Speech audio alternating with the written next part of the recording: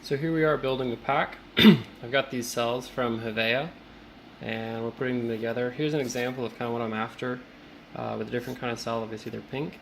So we have these little plastic clip together organizers that also put a little space between the batteries that might protect them in the event of one of the batteries overheating. The heat won't transfer as well between the cells. On top we're using nickel strips. On this particular pack they're just simple straight nickel strips. These might be 0.15 millimeter thick, like 7 millimeter wide. And then we got some tabs and we've soldered on some wires and a connector. The key is not to solder on the batteries, if at all possible. Alright, so to do that, the nickel strip that I'm actually using comes in a roll like this, and I cut it so that it looks like that. And then I've got them installed on the pack over here. Alright, so this is the pack that we're working on right now, and so you can see how these are organized. We've got a 4P configuration going on, and we've got these things welded down on here. I'm using this 709A Sunco spot welder, which is set for maximum everything. We've got this set to 8. We've got 4P plus 6P plus 8P, which is like 18 pulse durations. This knob is for a soldering iron that I'm not using right now.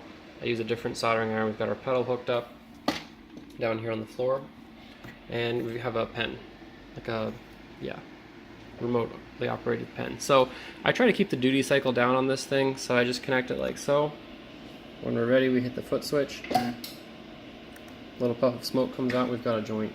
I usually wait about 10 seconds for the tip to cool down, because this part here gets hot, that part gets hot, the cables get hot.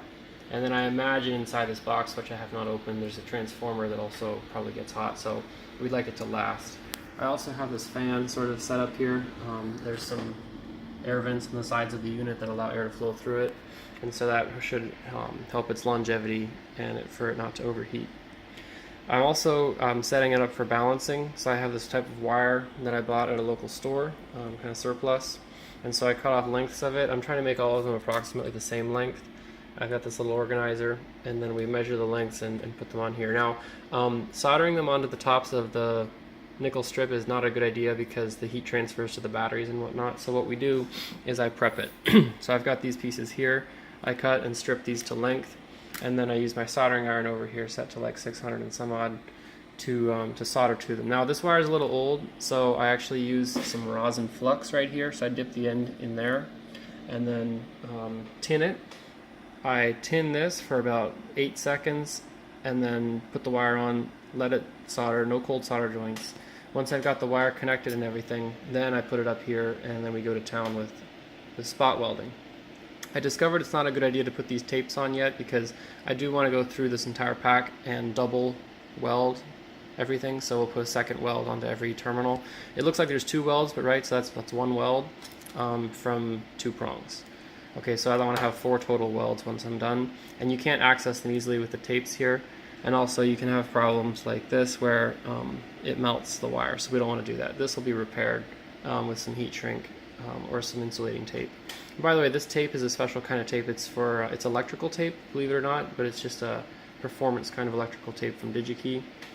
Some other materials I'm using is fish paper for extra insulation on the sides. This will be covered with fish paper as well.